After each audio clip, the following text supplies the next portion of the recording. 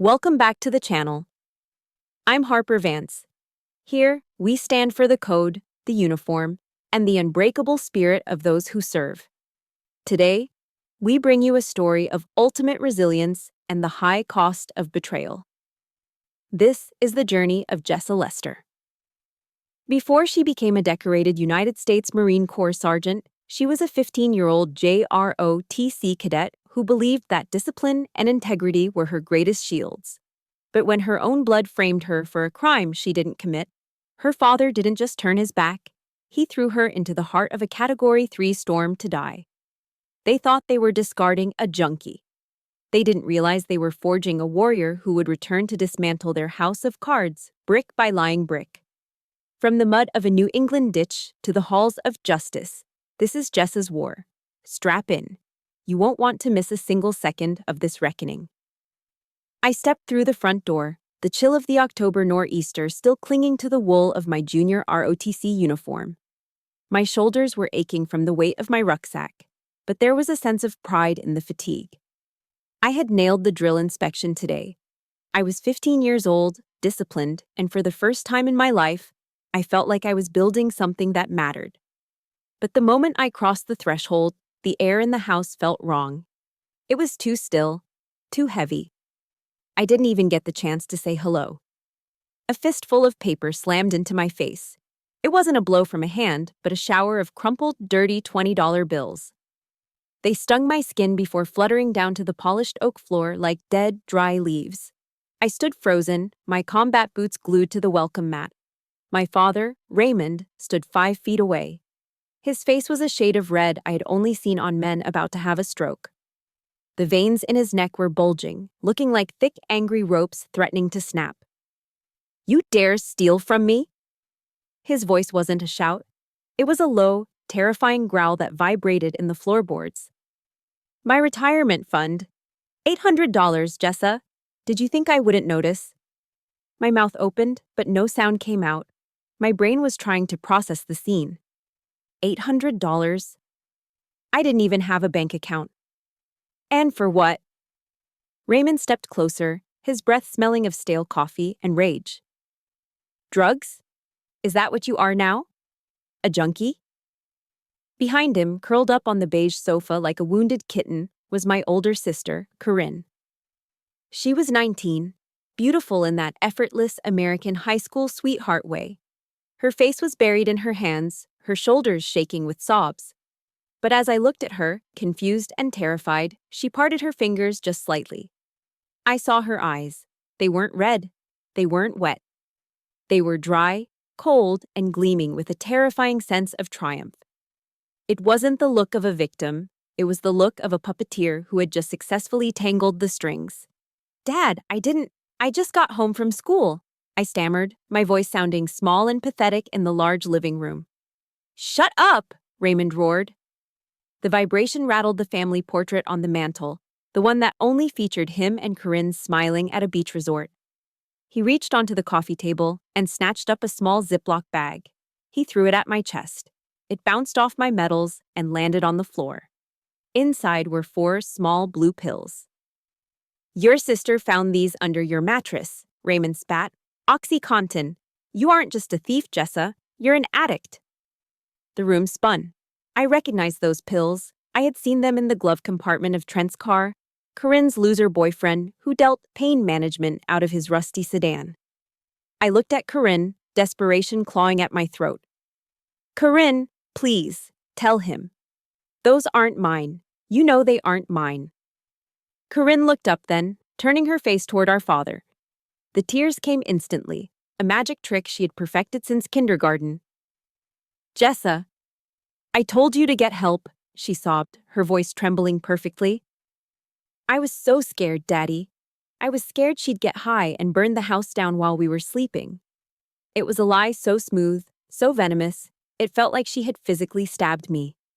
She had turned me from a daughter into a threat. And Raymond? He didn't question it. He didn't ask for a urine test. He didn't ask for my side. He simply needed a target for his anger, and I was the designated scapegoat. "I won't have it," Raymond muttered, shaking his head. "I won't have my name dragged through the mud by a druggie." He lunged at me. I flinched, expecting a slap. But it was worse. His hand grabbed the black plastic nameplate on my right breast pocket, the one that read Lester in bold white letters. "You don't deserve to wear this name," he hissed. He yanked it. The sound of the fabric tearing was sickeningly loud in the quiet house. It sounded like a knife slicing through skin. The pin snapped, and a jagged hole was left in my pristine uniform. My hand flew to my chest, covering the rip, as if he had torn out my heart. "Dad, stop!" I screamed, the tears finally spilling over hot and fast. "I'm your daughter." "I don't raise thieves," he said coldly, tossing the broken nameplate into the trash can by the door. He marched to the corner of the room and grabbed an old, dusty duffel bag. It was already packed. Corinne had been busy today. He threw it at me, hard. The heavy canvas hit my chest, knocking the wind out of me. I stumbled back, my boots slipping on the scattered $20 bills. "Your sister packed your rags. Get out," Raymond pointed to the back door. "Get out?" I gasped. "Go where?" "Rehab, under a bridge." "Hell, I don't care," he said, advancing on me, backing me into the hallway. "Just get out of my sight. If I see you here again, I'm calling the police and reporting the theft." "Do you want to go to juvenile detention, Jessa?" "Do you?"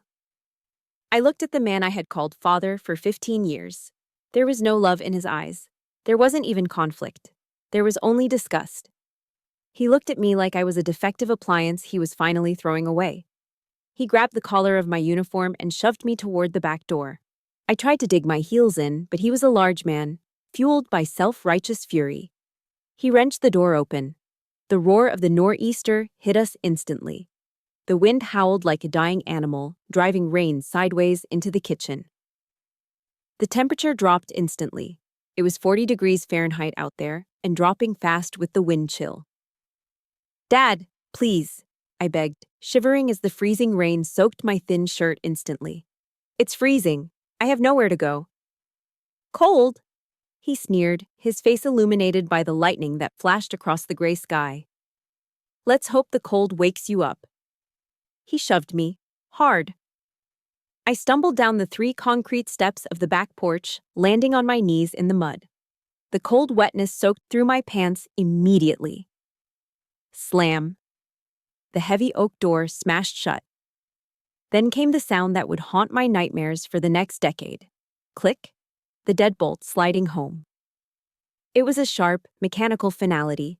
I scrambled up, pounding on the wood with my fists. "Dad, open the door! Dad!"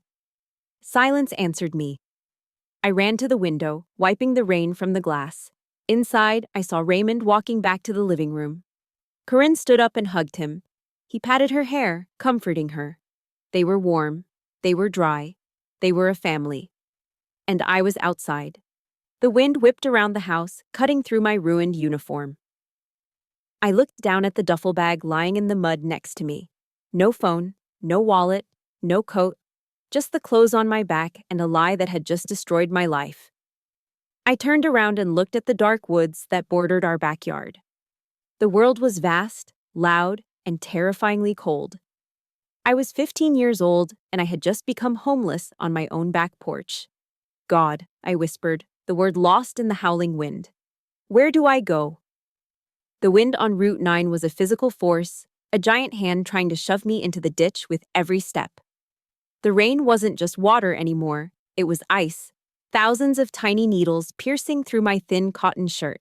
7 miles. That was the distance to Grandma Dorothy's house. In a car, it was 15 minutes. On foot, in a nor'easter, with no coat and soaking wet sneakers, it felt like a death march. 1, 2, 1, 2. I forced my brain to count the cadence.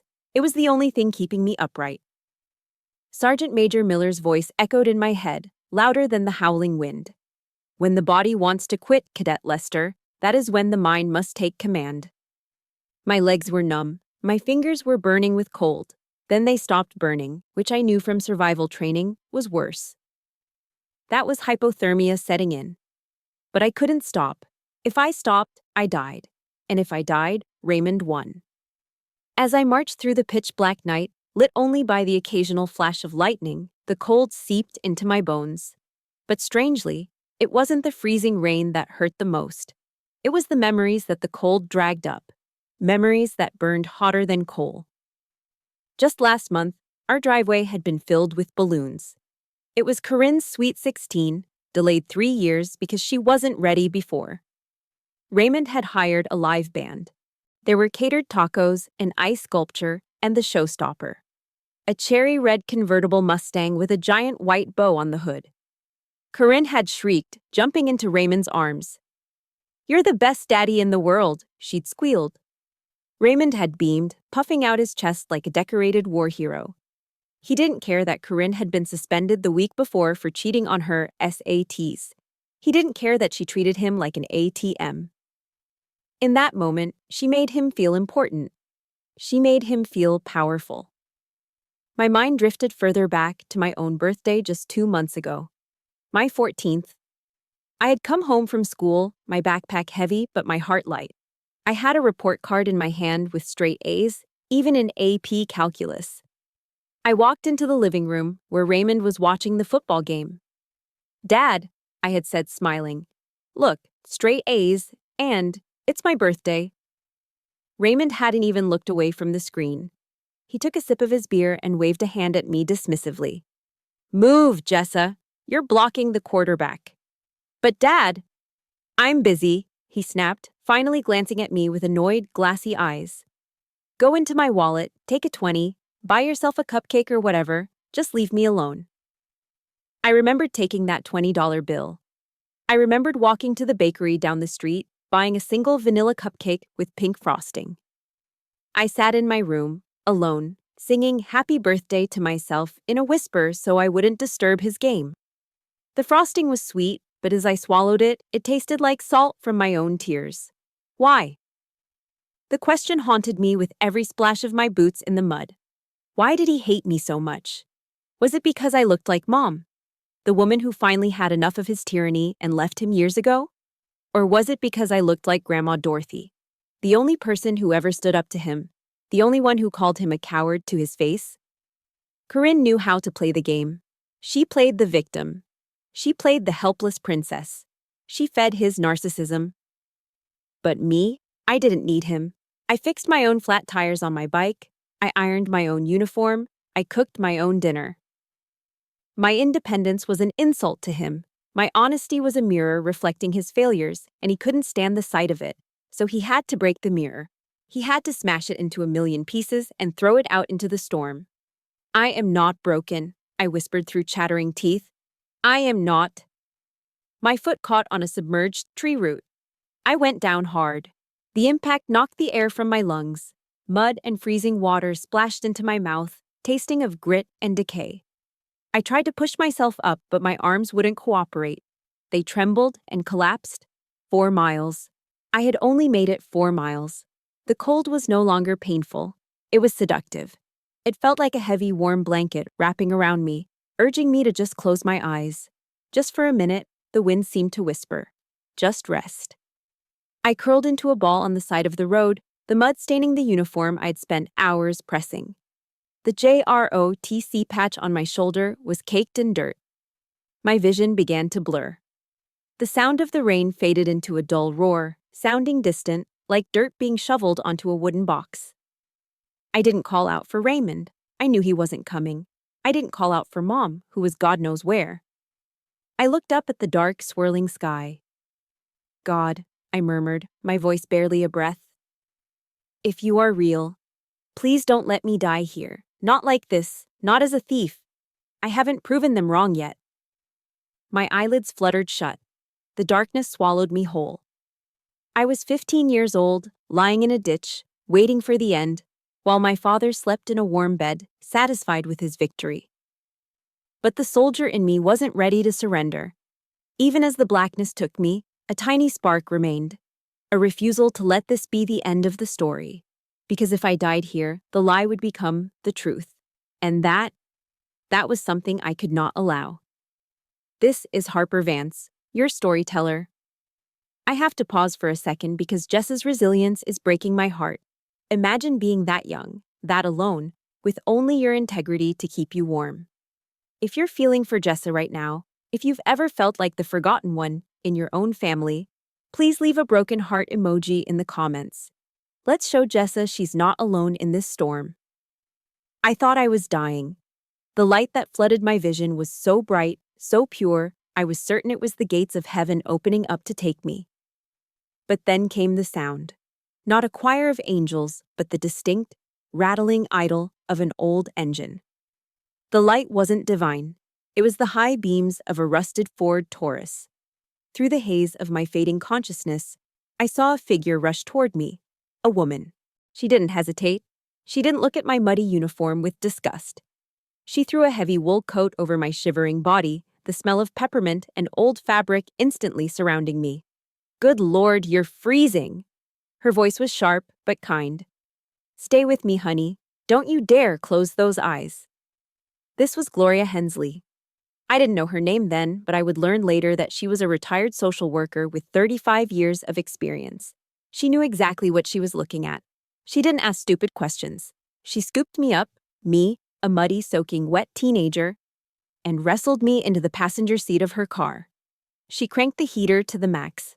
The blast of hot air felt like fire against my frozen skin. Painful, but life-saving. As she peeled out onto the slick road, I heard her on the phone. Her voice calm, commanding, and utterly professional. 911. This is Gloria Hensley. I have a female juvenile, approximately 15 years old, severe hypothermia. I'm transporting her to Cape Fear Valley Medical Center. Have a triage team ready. Now. She looked at me, her eyes soft in the dashboard glow. "You hold on, soldier. You're safe now." Safe. It was a word I hadn't felt in a long time. A stranger, a complete stranger, had just done in 5 minutes what my father hadn't done in 15 years. She protected me. I woke up to the rhythmic beeping of a heart monitor. The air smelled of antiseptic and floor wax. My body felt heavy like it was made of lead, but the bone-deep chill was gone. I blinked, trying to focus. A police officer stood by the door, arms crossed. Next to my bed was a woman with sharp eyes and a notepad. "Jessa," she asked softly. "I'm Maria Santos. I'm with Child Protective Services." I tried to sit up, but a sharp pain in my ribs stopped me. I looked down at my arms.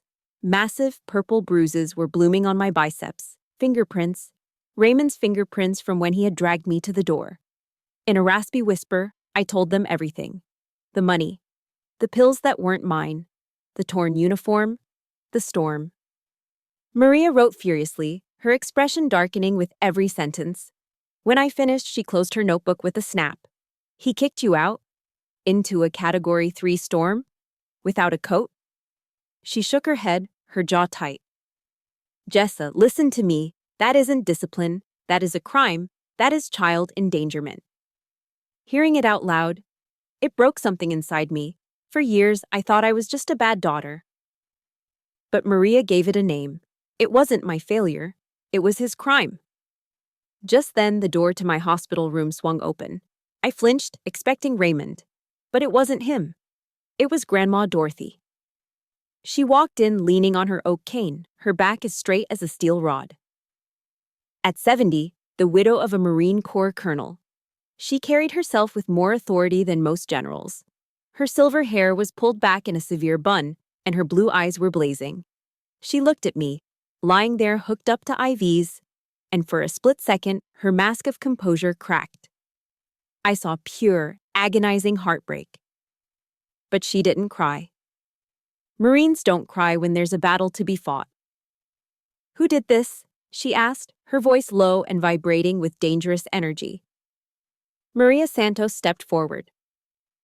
"Mrs. Reeves, we believe it was her father." Dorothy's knuckles turned white as she gripped her cane. "Raymond," she breathed the name like a curse. "That coward, that spineless little coward, he dared to touch my granddaughter." She turned to the police officer, her eyes locking onto his. "I want emergency custody, tonight. That man is not stepping foot near her. If he does, I will not be responsible for my actions." The officer nodded respectfully. We're processing the paperwork now, ma'am. 30 minutes later, the inevitable happened. Voices raised in the hallway. I demand to see my daughter. Get out of my way.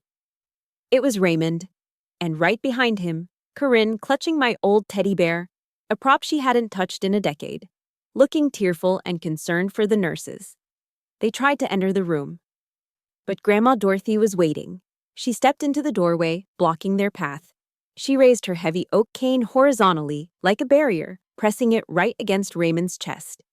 "Don't you take another step, Raymond," she said.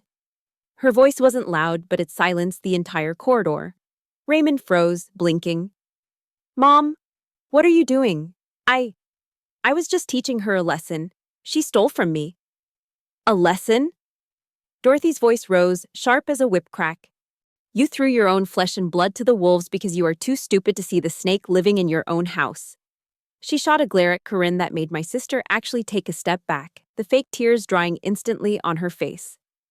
"Mom, please." "Shut your mouth," Dorothy roared. "You didn't want her. Fine, you don't have her. Jessa belongs to me now. Get out of my sight before I use this cane for something other than walking." Raymond's face went pale. He looked at the police officer standing behind Dorothy, then at the CPS worker taking notes. He realized, perhaps for the first time, that he had lost control of the narrative. "You'll be hearing from my lawyer," Dorothy spat. "I'm going to take back every ounce of dignity you stole from that girl. Now move." Raymond backed away, pulling a stunned Corinne with him. He looked small, defeated. As they retreated down the hall, Grandma Dorothy lowered her cane. She turned back to me, her face softening instantly. She walked to the bed and placed her warm, wrinkled hand over mine. "It's over, Jessa," she whispered. "The war has just started, but you're not fighting it alone anymore. Semper Fi, kiddo." I squeezed her hand, tears streaming down my face. For the first time in my life, I wasn't just safe. I was defended. The first 2 weeks at Grandma Dorothy's house were the quietest of my life. I kept waiting for the shouting. I kept flinching whenever a door opened, expecting Raymond to storm in, red-faced and screaming about a misplaced remote or a speck of dust on the floor. But the yelling never came. Instead, I woke up every morning at 7 o'clock to the smell of strong black coffee and toasted sourdough. "Eat," Grandma Dorothy would say, sliding a plate of perfect sunny-side-up eggs in front of me. An army doesn't march on an empty stomach. Gloria Hensley, the woman who had saved me from the roadside, stopped by every other day. She brought tins of homemade oatmeal raisin cookies and checked on my healing bruises with the gentle efficiency of a field medic. "You're looking better, sugar," she'd say, patting my hand. Colors coming back to those cheeks. It was confusing. It was painful. Why were these women, one a grandmother I barely knew, the other a complete stranger, treating me with such dignity? Why did Gloria care if I was warm? Why did Dorothy care if I was fed? My own father, the man whose DNA I shared, had tossed me into a storm like garbage. I realized then, sitting at that sturdy oak kitchen table, that family isn't just biology. It isn't just a last name. Family are the people who stand in the rain to hold the umbrella over you. Raymond was my father, yes, but he wasn't my family. Then came the investigation. Maria Santos, the CPS caseworker, wasn't just doing a job. She was on a mission. She didn't treat me like a delinquent or a problem child. She treated me like a witness to a crime. She sat across from me at the kitchen table, opening a thick binder. She didn't bring handcuffs or judgment. She brought logic. "Jessa," she said, her pen poised over a yellow legal pad. "I need you to walk me through the timeline. Every detail. Don't leave anything out." So I told her. I told her about Corinne's shopping addiction, how she always had new designer bags despite having been unemployed for 6 months. I told her about the strange green pills I'd seen in Trent's car. I told her about the afternoon of the storm. Maria listened intently, her dark eyes sharp and analyzing. When I finished, she tapped her pen against the paper. "You know what doesn't add up, Jessa?" she said. "A junkie doesn't maintain a 3.8 GPA. An addict isn't voted color guard captain of their JROTC unit. Your record is spotless. It's too clean. It contradicts every single accusation your father has made." Her words were like cool water on a burn. For years, I had worked so hard, studying late into the night, practicing drill commands until my voice was hoarse, just hoping for one nod of approval from Raymond. I never got it. But here was a stranger, looking at my life on paper and seeing the truth I'd been screaming in silence. "I went to your school yesterday," Maria continued, pulling a document from her binder. "I spoke to your instructors." She handed me a photocopy of a handwritten letter. I recognized the sharp, disciplined handwriting immediately. It was from Sergeant Major Miller. It was 3 pages long. I scanned the lines, my vision blurring with tears. "Cadet Lester is the embodiment of integrity," Miller had written. "I have seen her run extra laps in the rain rather than lie about cutting a corner.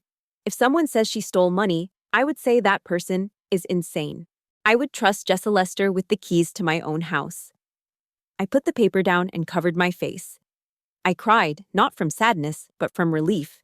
My integrity. It hadn't been invisible. It had been my shield all along. I just didn't know it. Raymond couldn't take that away from me. "Okay, let's look at the theft itself," Maria said, pulling me back to the present.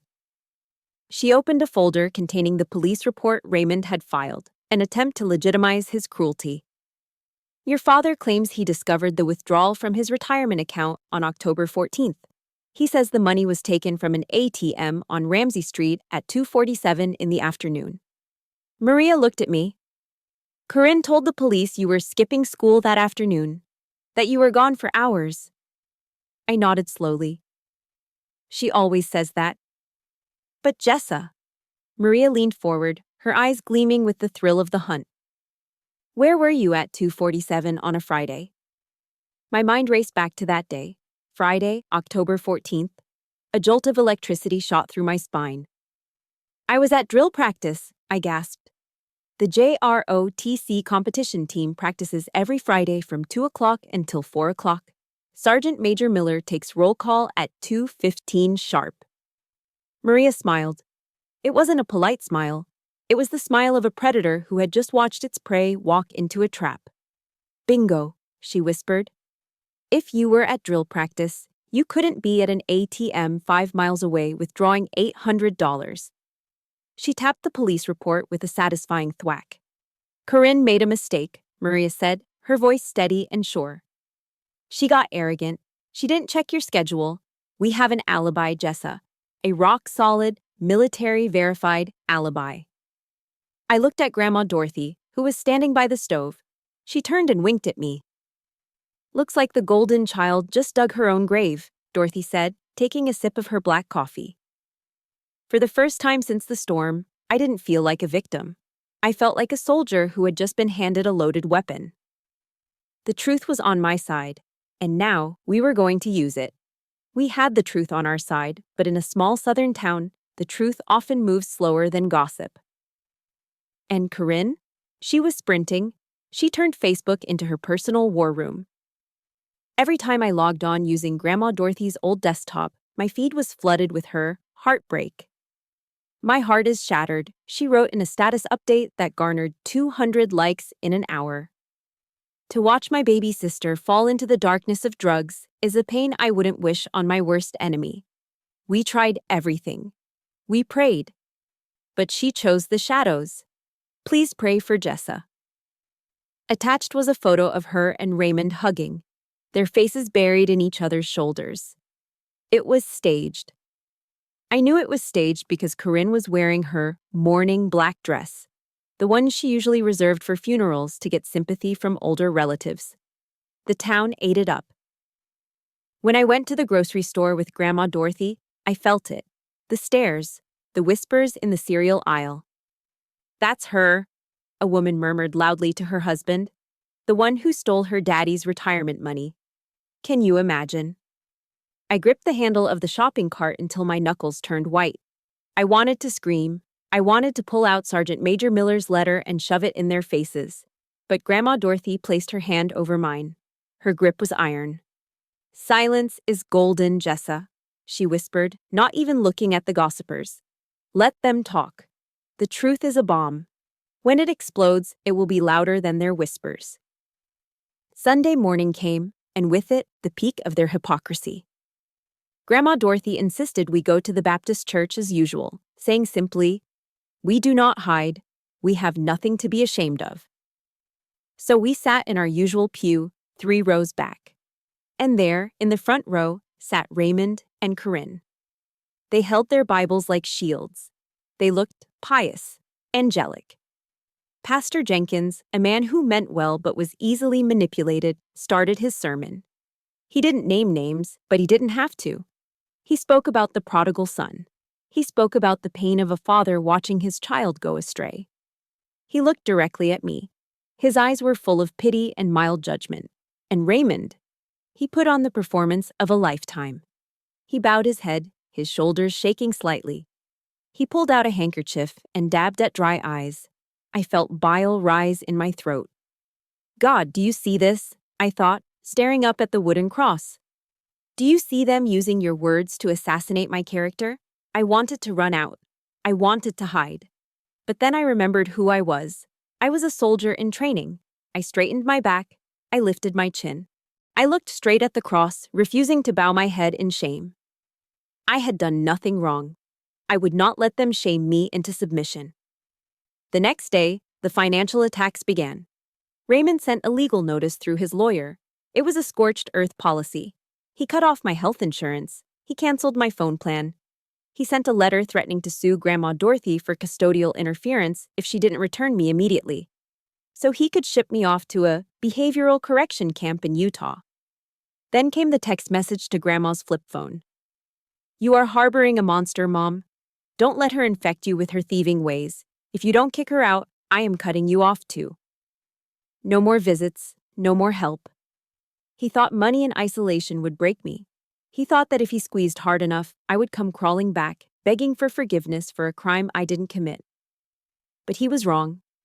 He wasn't acting like a father. He was acting like a cornered animal. Every threat, every dollar he took away, only proved one thing. He was terrified of my independence. He was a coward hiding behind his daughter's skirt and his checkbook. On Tuesday afternoon, the Cold War turned hot. I was walking out of school, heading toward the bus stop, when I saw him. Raymond. He was standing by the main gate, his arms crossed, waiting. My heart hammered against my ribs. A crowd of students was flowing around him, but he only had eyes for me. As soon as he saw me, he lunged forward. "Jessa," he bellowed, "get in the car, now!" He wanted a scene. He wanted me to scream, to cry, to make a spectacle so he could play the long-suffering father dealing with an unruly child. He wanted narcissistic supply, that rush of power they get from your emotional reaction. I remembered Grandma Dorothy's advice from breakfast. Be a gray rock, Jessa, boring, unresponsive, impenetrable. I stopped walking. I didn't run. I didn't flinch. I let my face go completely blank, draining every ounce of emotion from my eyes. "You have embarrassed this family enough," Raymond shouted, grabbing my arm. "You're coming home." I looked at his hand on my sleeve, then up at his red, sweaty face. I spoke in a voice that was flat, calm, and utterly devoid of fear. "I am currently under the temporary guardianship of Dorothy Reeves by court order," I said, reciting the facts like a drill manual. "If you do not release my arm, I will call the police for violation of a protective order." Raymond froze. He blinked, stunned. He expected tears. He expected, "I hate you." He didn't expect a legal citation. You ungrateful little," he sputtered, his grip loosening. "Step away, Raymond," I said, stepping around him like he was a traffic cone. "The police are on speed dial." I walked past him. I didn't look back. I didn't run. I walked with the steady, measured pace of someone who knew exactly where they were going.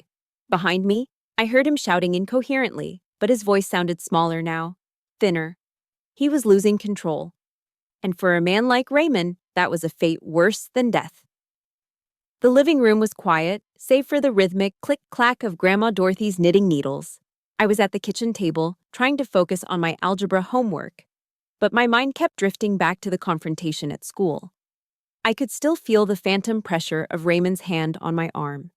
Then, the 6 o'clock news broke the silence. Breaking news out of Fayetteville tonight. The anchor's voice was urgent.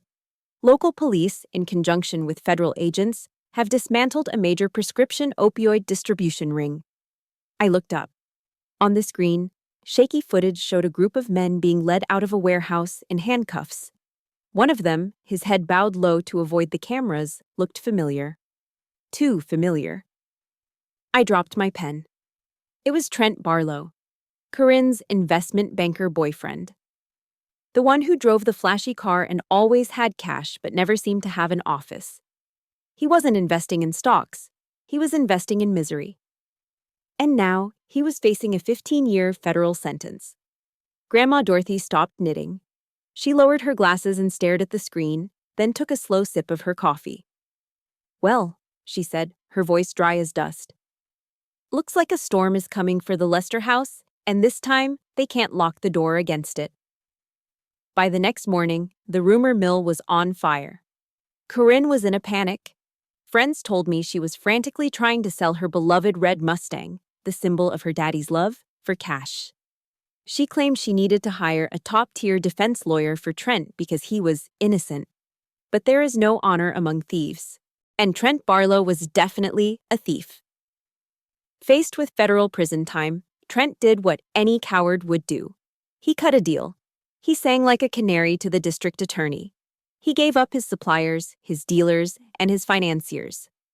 Maria Santos called us late that night. Her voice was trembling, not with fear, but with the adrenaline of a breakthrough.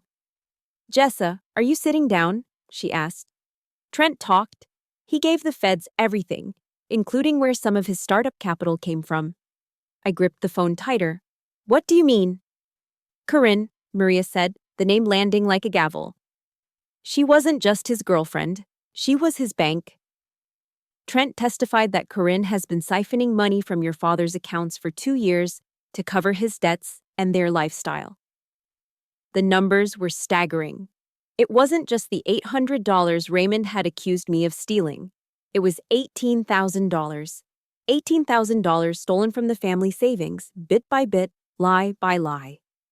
And the setup with the OxyContin, the accusation that got me thrown out into a storm, it wasn't random. It was a calculated, desperate move. "She needed you gone, Jessa," Maria explained, her voice thick with disgust. "She needed access to your trust fund, the small one your mother left for when you turned 18. With you out of the picture, declared an addict or a runaway, she could petition for control of it. She needed that money to pay off Trent's suppliers before they came for her." I sat there, the phone pressing against my ear, feeling a cold numbness spread through my chest. It wasn't just that they hated me, it was worse. I was nothing more than collateral damage in their greed. Corinne had sold my life, my safety, my reputation, just to cover her own crimes. And Raymond, the man who prided himself on being the head of the household, the smart one, the authority figure, he had been played. He had been led by the nose by his golden child like a dumb ox to the slaughter. He threw me away because it was easier than facing the truth, that the daughter he idolized was a criminal, and the daughter he despised was the only honest person in the house. The realization was nauseating, but it was also liberating. I walked into the bathroom and looked at myself in the mirror. The girl staring back wasn't the scared 15-year-old who had cried in the rain. Her eyes were dry, her jaw was set. I went back to the kitchen table, where Grandma Dorothy and Maria had spread out the documents, the alibi from Sergeant Major Miller, the transcript of Trent's plea deal, the bank statements showing the unauthorized transfers Corinne had made. It was a mountain of evidence. It was a weapon. I picked up a pen and signed the affidavit Maria had prepared. My hand didn't shake, not even a little. "Tomorrow," I whispered to the empty room, "tomorrow, we go to court." I thought about Raymond, probably pacing in his living room right now, terrified of the scandal, still trying to blame me. I thought about Corinne, crying fake tears, realizing her house of cards was falling down. "Dad." "Corinne," I said softly, the words feeling like a vow. "You two picked the wrong scapegoat. You thought I was weak because I was quiet. But you forgot something. I looked out the window at the dark, starry sky. The storm had passed, but a new one was brewing. And this time, I wasn't the victim standing in the rain. I am the storm, I said, and I'm coming back. I have goosebumps. The sheer audacity of Corinne, betraying her own sister for money, is sickening. But seeing Jessa stand up and sign that paper, that is power. If you are rooting for Jessa to take them down in court and get the justice she deserves, please drop a mutisi fire emoji or type justice in the comments. Let's light up this comment section for her. Mr. Henderson, Grandma Dorothy's old friend and attorney, sat at our kitchen table and placed a thick manila folder on the wood. He pushed his reading glasses up his nose and looked at us with a gleam in his eye that I hadn't seen in weeks. It's perfect, he said, tapping the folder. We have everything. We have the JROTC training log signed by Sergeant Major Miller. We have the sworn affidavit from the school confirming you were in uniform and on campus. But Maria found the golden ticket. Maria Santos smiled modestly from across the table. She pulled out a grainy black and white photograph printed from a security camera feed. The bank finally released the ATM footage from the afternoon of the theft, Maria explained. Now, the person withdrawing the cash is wearing a hoodie and a mask, so we can't see their face clearly. My heart sank for a split second. Was it not enough? But, Maria continued, sliding a second photo across the table. Look at the vehicle they drove up in. I looked. It was a convertible Mustang. But not just any Mustang. On the rear bumper, clear as day even in the grainy footage, was a massive dent. It was the exact dent Corinne had put there a month ago, when she backed into a light pole while driving drunk. An incident Raymond had paid to hush up instead of making her face the consequences. That car, Mr. Henderson said, is registered to Raymond Lester. And since Raymond was at work and you were at school, there is only one person who had the keys. I stared at the image. The very gift Raymond had bought to spoil his golden child had become the smoking gun that would destroy her. It was poetic. It was justice wrapped in a cherry-red metal bow. While we were building an impenetrable fortress of truth, the enemy camp was crumbling. Mrs. Higgins, who lived next door to my father's house, called Grandma Dorothy that afternoon. She whispered over the phone like she was reporting from a war zone. It's chaos over there, Dorothy, she said. I can hear Raymond screaming from my garden. He's throwing things. Apparently, Raymond wasn't yelling at Corinne because she stole from him. He wasn't yelling because she framed his innocent daughter. He was yelling because she got caught. How could you be so stupid? His voice had echoed down the street. I told you to be careful. You've ruined everything. My reputation is gone. He wasn't grieving the loss of his integrity. He was grieving the loss of his image. And Corinne? She was pulling every trick in her book. She was crying. She was threatening to hurt herself. The same old manipulation tactics she used whenever she didn't get her way. But this time, the walls were closing in, and no amount of fake tears could wash away federal evidence. They were turning on each other, rats trapped on a sinking ship, snapping and biting as the water rose. That night, the eve of the court hearing, I stood in front of my closet. Most girls in my position would have chosen a soft, modest dress, something floral, something that screamed, I am a helpless victim. Please pity me. I reached past my dresses and pulled out my JROTC Class A uniform. I spent 2 hours preparing it. I set up the ironing board in the living room. I pressed the dark blue fabric until the creases were sharp enough to cut paper.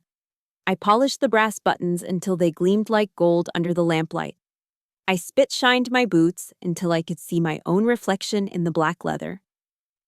Grandma Dorothy watched me from her armchair, knitting quietly. You plan on wearing that to court? She asked softly. Yes, ma'am, I replied, not looking up from my boots. Good, she smiled. Why? I stood up and faced her. Because this uniform represents everything they aren't. Honor, integrity, discipline. If I wear a dress, I'm just a sad girl asking for mercy. If I wear this, I am a soldier demanding justice. Grandma Dorothy nodded, her eyes shining with pride. Your grandfather would have been proud, Jessa. You wear it well. I went to bed that night feeling a strange sensation. For the first time in months, my chest didn't feel tight. The anxiety that had been my constant companion, the fear of Raymond's anger, the fear of Corinne's lies, was gone. In its place was a cold, hard resolve. I didn't have nightmares about the storm. I didn't dream of the cold rain or the locked door. I slept deeply, dreamlessly. Before I drifted off, I closed my eyes and whispered a quote I had read in history class, words from Martin Luther King Jr. that suddenly felt written just for me. The arc of the moral universe is long, but it bends toward justice. Tomorrow, I wasn't just going to wait for the arc to bend. I was going to reach up, grab it with both hands, and pull it down until it crushed the lies beneath it. I was ready.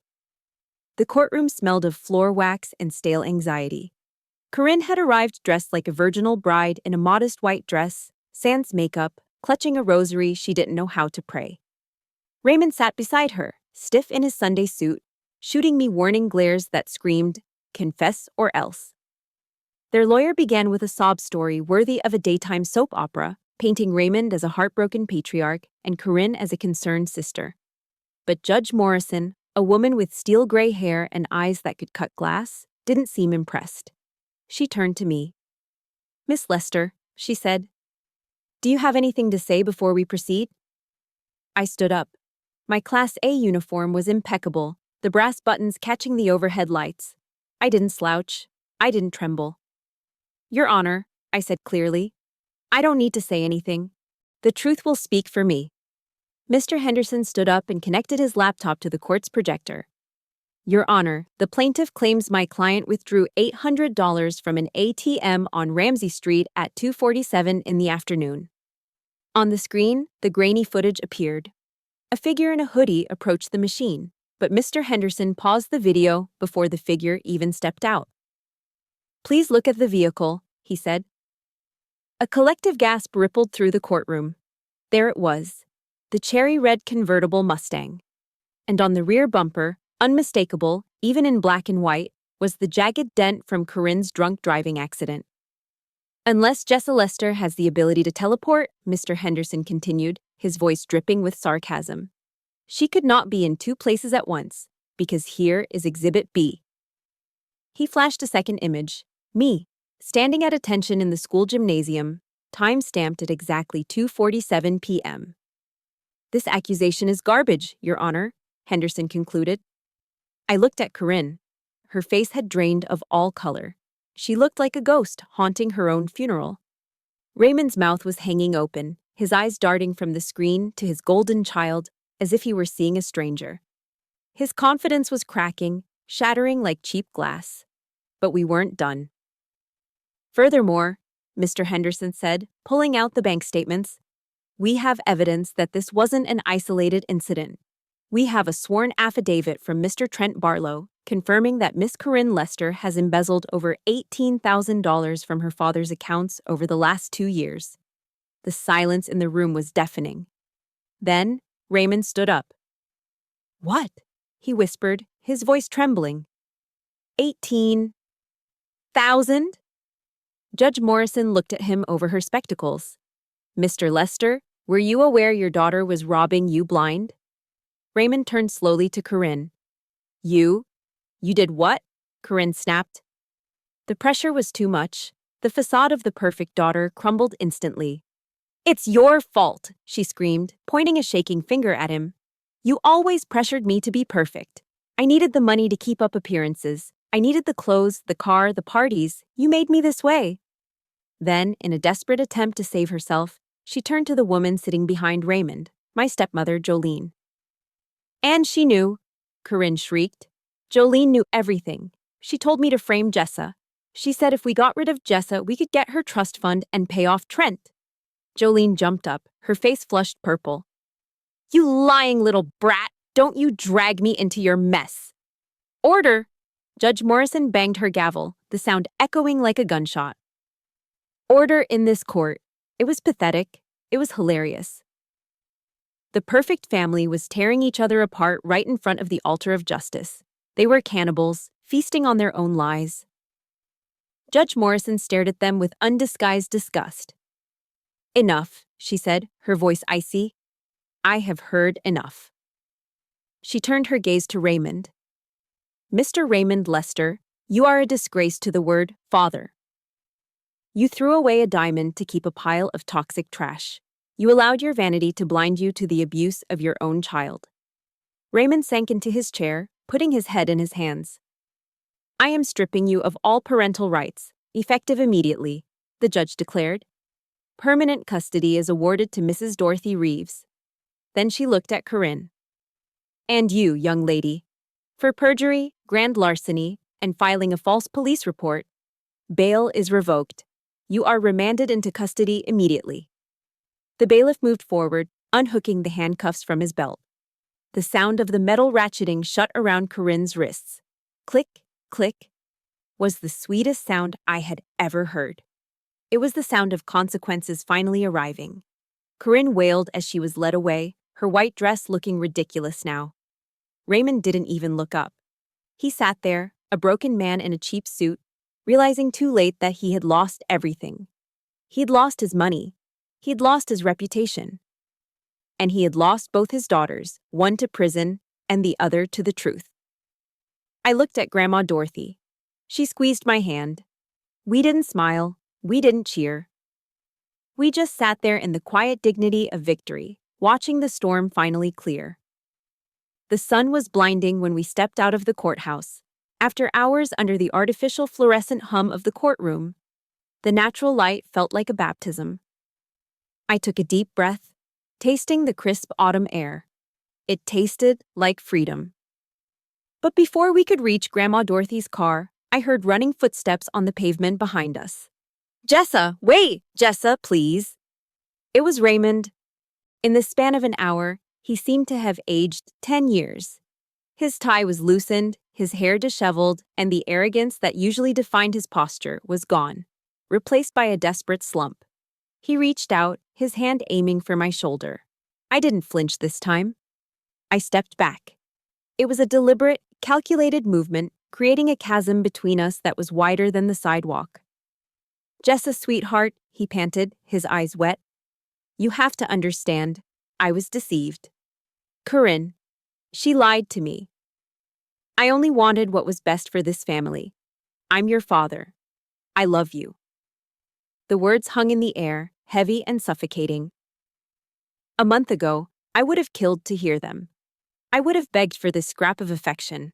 But now, they sounded tinny and hollow, like a cheap bell. You weren't deceived, Raymond, I said, my voice steady and cool. You made a choice. You chose to believe the lie because it was pretty. You chose to discard the truth because it was inconvenient. You didn't protect me when I needed you. You protected your ego. He looked stricken. But I can make it up to you. We can fix this. You can come home. Grandma Dorothy started to step forward, her cane raised slightly as if to ward off a stray dog. But I put a hand on her arm. I shook my head gently. No, Grandma. This is my battle. I looked Raymond straight in the eye. I didn't see a monster anymore. I saw a small, sad man who had built his castle on sand. Don't call me your daughter, I said. The girl you threw out into the storm died that night. She froze to death on Route 9. Raymond flinched as if I had slapped him. The person standing in front of you, I continued, is Jessa Reeves. I'm taking Grandma's name, the name of the person who actually saved me. I searched my heart for anger, for hatred, for the burning rage that had fueled me for weeks, but I found nothing. There was only a vast, empty silence. I didn't hate him. I didn't love him. I felt nothing. And that indifference was the cruelest punishment of all. Goodbye, Raymond, I said. I turned my back on him. I heard him call my name one last time, a broken sound that faded into the noise of the passing traffic, but I didn't turn around. The fallout was swift and brutal. Corinne didn't go to prison for life, but her life as she knew it was over. She received a 2-year suspended sentence and 5 years of strict probation. She now had a permanent felony record for grand larceny and perjury. Her dreams of marrying rich, her social status, her golden child persona. It was all gone.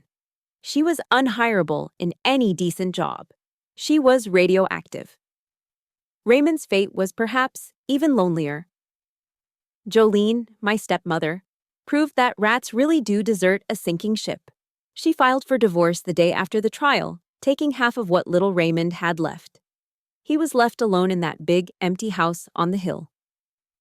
The town of Fayetteville, usually so forgiving of its own, turned its back on him. He became known not as the successful insurance salesman, but as the man who threw his daughter into a hurricane. His vanity had cost him his dignity. But that was no longer my concern. I climbed into the passenger seat of Grandma Dorothy's old Ford. The seat was worn, and the car smelled of stale coffee and peppermint, the best smell in the world. I reached up and unbuttoned the collar of my uniform, loosening the tie. I took a deep, lung-expanding breath. For the first time in 15 years, the weight on my chest was gone. I felt light, weightless. "So," Grandma Dorothy said, starting the engine. "Where to, kiddo?" I looked out the window at the bright blue North Carolina sky. The storm clouds were gone. The horizon was limitless. "Ice cream," I said, a smile tugging at the corners of my mouth. "Double scoop, chocolate and peanut butter." Grandma Dorothy chuckled, shifting the car into gear. "You got it, General Jessa." As we pulled away from the curb, I glanced one last time into the side mirror. I saw the courthouse receding into the distance. I saw the small figure of Raymond standing alone on the sidewalk. Then we turned a corner, and he was gone. I faced forward, watching the road ahead. It was wide open. It was mine. And for the first time in my life, I wasn't afraid of where it would take me. October 24th, 2024. I stood in front of the full-length mirror in the hotel suite, smoothing the fabric of my service dress blue uniform. It was 13 years to the day since the storm. The girl who had stared back at me in the mirror that night had been a terrified, shivering ghost. The woman staring back at me now was a United States Marine Corps sergeant. I ran a thumb over the chevrons on my sleeve. I had earned them in the dust of the Middle East and in the floodwaters of domestic hurricane relief missions. I had learned that fear is not a stop sign, it is a compass. It tells you exactly where you need to go to grow. I wasn't the little girl afraid of the thunder anymore. I was the thunder. The door behind me clicked open. Colin, my fiancé, stepped in. He looked dashing in his tuxedo, his own military bearing softened by the gentle smile he saved just for me. He was a combat medic I'd met during a deployment, a man who had seen the worst of humanity and still chose kindness every single day. "You ready, Sergeant?" he asked, wrapping his arms around my waist and resting his chin on my shoulder. "Always ready," I smiled. "I just have one last stop to make before the ceremony." Colin kissed my cheek. "Take your time. We'll hold the fort." I drove to the Shady Grove nursing home alone. The smell hit me the moment the automatic doors slid open. That distinct, suffocating blend of industrial cleaner, boiled vegetables, and loneliness. It was the smell of waiting for the end. I walked down the linoleum hallway to room 304. Raymond Lester lay in the bed, propped up by pillows. A massive stroke 6 months ago had stripped him of his speech and his mobility. The tyrant who used to shake the floorboards with his voice was now a skeleton wrapped in papery skin. When I stepped into the room, the only sound was the rhythmic hum of his oxygen concentrator. He turned his head slowly. His eyes, cloudy and sunken, widened when they landed on me. He took in the uniform, the medals on my chest, the way I held my head high. Tears welled up in his eyes and spilled over, tracking through the deep lines of his face. He made a low, guttural sound and tried to reach a trembling hand toward me. His lips moved, forming silent, clumsy shapes. "Jessa?" Beautiful. He didn't see the thief he had thrown out. He didn't see the scapegoat. He saw a soldier. He saw the daughter he should have been proud of, the one whose strength he had tried to crush because it intimidated him. Now, at the end of his life, that strength was the only thing standing in his room. I didn't take his hand. I didn't sit on the edge of the bed. I maintained my distance, standing at the foot of the bed with my heels locked together. I came here to tell you that I'm happy, I said. My voice was calm, echoing slightly in the sterile room. And to tell you that I forgive you. Raymond let out a choked sob, his chest heaving. I don't forgive you because you deserve it, Raymond, I continued, my tone gentle but firm. I forgive you because I refuse to carry you with me anymore. I'm getting married today to a good man, a man who protects me. I won't drag the heavy baggage of hating you into my new life. I want to be free, and happiness has no room for you. I saw the understanding in his eyes. It was a painful, crushing clarity. He realized that while he was dying alone, I was living fully. A nurse walked in to check his vitals and paused, looking at me with respect. She leaned in and whispered to me as she adjusted his blankets. His other daughter came by last week, Corinne. She tried to ask him for money again. He pressed the call button and had security escort her out. I think he finally learned. I looked at Raymond one last time. He had finally seen the truth, but it had cost him everything. He had traded gold for fool's gold, and now he was bankrupt of love. I stood straight. I snapped my right hand up to my brow in a crisp, perfect salute. It wasn't a salute of affection, it was a salute of closure, a gesture that acknowledged a fallen adversary. The war was over. Goodbye, Raymond, I said. I turned on my heel and walked out. I didn't look back. Outside, the October air was crisp and sweet. The sun was shining so brightly it made the asphalt of the parking lot glitter. Grandma Dorothy was waiting by her car. At 83, she was in a wheelchair now, but she was still the most formidable woman I knew. She was wearing a silver dress for the wedding, her white hair done up in soft curls. Mission accomplished, Sergeant, she asked, her blue eyes twinkling. I took a deep breath, filling my lungs with the future. Mission accomplished, Grandma. I helped her into the car and collapsed into the driver's seat. I looked at the rearview mirror, but I didn't angle it to see the nursing home behind us. I angled it to fix my hair. As we drove toward the wedding venue, white ribbons fluttering from the antenna, I thought about that 15-year-old girl standing in the freezing rain. I thought about the fear that had almost consumed me. Raymond had tried to destroy me with that storm. But he didn't understand how storms work. A storm clears away the dead wood. It washes away the weak foundations. That storm didn't kill me. It cleared the ground so I could build a castle. I smiled, rolled down the window, and let the wind mess up my hair. I was going to be late for my own wedding, and I didn't care. I had the rest of my life to arrive. Jessa's journey teaches us a profound and necessary lesson about the true definition of loyalty. We are often raised to believe that family is a fixed obligation that we must endure at all costs. However, Jessa proved that family is actually a sacred choice. Biology makes us relatives, but only love and mutual respect make us family. Toxic roots, no matter how deep, cannot grow a healthy tree. Sometimes the most courageous thing a person can do is not to fight back with anger, but to walk away with dignity. Remember, the storms in your life are not sent to destroy you. They are sent to clear the path for the magnificent life you are destined to build. This is Harper Vance thanking you for walking this emotional road with us today.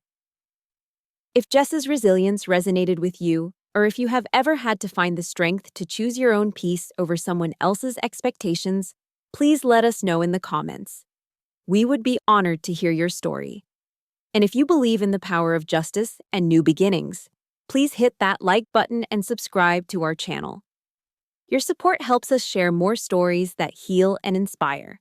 Until next time, remember, you are the author of your own ending. Stay strong.